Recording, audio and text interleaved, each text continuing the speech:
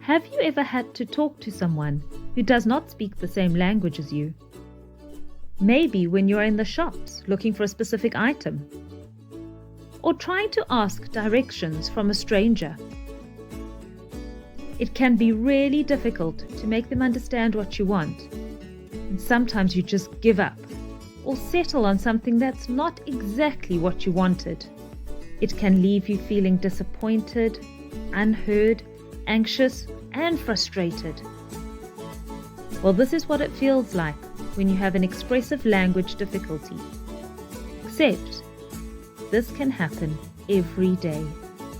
An expressive language difficulty is not the same as a speech problem, where your child cannot form certain sounds or plan the movement of their mouth to produce words.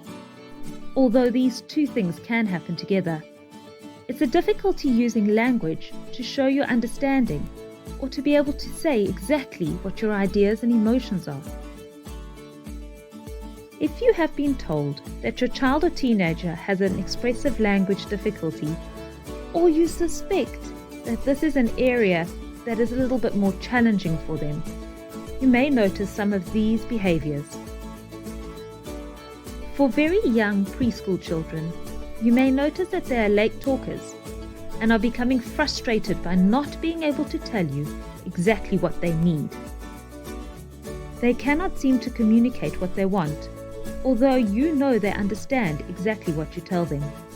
They may only have a few words or small sentences that they use consistently, and they may use it in any way possible to try and tell you what they want.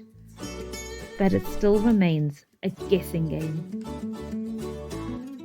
For slightly older children, you may notice that they may use many vague words such as thing, stuff, it, those, sometimes making it a bit tricky for you to work out exactly what they're talking about.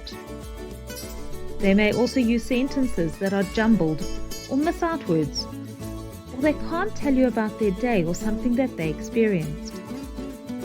They may not want to socialize with their friends or participate in class or in groups because it's just too difficult. A child with an expressive language difficulty may also have trouble writing logically, affecting their work at school and their ability to do well in tests. So what do we at Words First suggest that you can do to help your child? Well, as parents, we usually ask, "How was your day? What's wrong?" But these questions require a lot of explanation and may be quite overwhelming for your child. So rather ask simpler questions or open up conversations with comments like, "Tell me 2 things that you did at school today. Did something upset you? I'm not sure what to do. Do you have any ideas?" And then wait. Wait. Give your child time to answer, but stay engaged. Even though there may be silence, you are waiting for them to respond, not looking away and not being distracted by other tasks.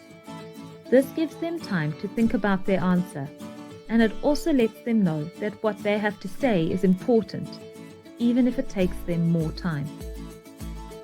Respond to any communication in a positive way. You can do this by showing them how to use their words, by modeling the right way to do it. You can do this by gestures or words or sentences that you're wanting them to learn. But they need to know that they are being heard and they need to feel safe. The other things we can do are read and talk and get our children involved in everyday situations. The more we involve our children, the more experiences they have and the more information they are given, and this gives them a greater chance of forming new networks in the brain to develop language. We can also give our teenagers and children set phrases or scripts to use when they are in situations that are difficult for them. This way, they can learn certain expressions that will help them in difficult but important situations, such as, "I need help, my mom's number is," or "I don't like lots of people, I am scared, Please, can I go outside? The way in which we express ourselves allows us to form relationships. It allows us to meet our needs, and it allows us to learn. We don't all have to use the same way to communicate, but we all need a voice. For more information and resources, please visit the Words First site.